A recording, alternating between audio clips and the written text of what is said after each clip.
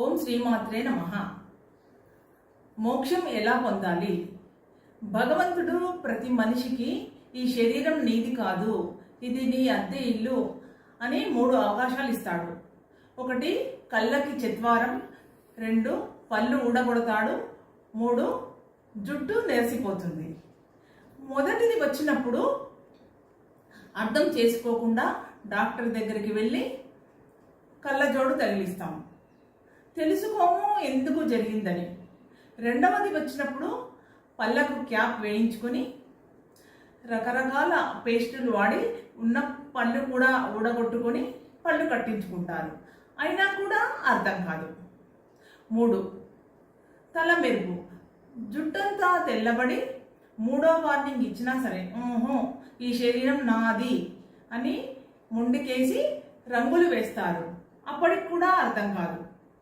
చివరికి యముడు రంగంలోకి దిగుతాడు, మెడకు తాడు వేసి లాక్కొని వెళుతూ ఈ శరీరం నీది కాదు అని ఎన్ని నోటీసులు పంపించినా వినకుండా నాది నాది అంటే దాని ఓనర్ ఊరుకుంటాడా?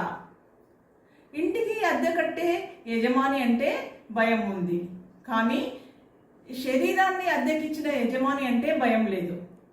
కనీసం తెలుసుకోవడానికి కూడా ప్రయత్నం చేయకుండా నాది నాది అన్నావు.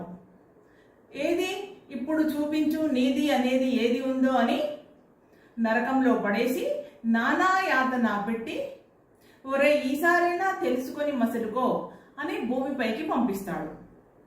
ఇప్పటికైనా నిజం తెలుసుకొని శాశ్వతమైన ఆనందాన్ని ఇచ్చే మార్గం, ఆధ్యాత్మిక మార్గం వైపు మరలి సద్గ్రంథాలను చదివి సద్గురువులను ఆశ్రయించి సత్సంగాలు చేస్తూ ఆత్మ జ్ఞానాన్ని పెంచుకొని సాధనలు చేసి జన్మ రాహిత్యాన్ని అంటే మోక్షాన్ని పొందే ప్రయత్నం చేయాలి. సర్వం శ్రీకృష్ణార్పణమస్తు.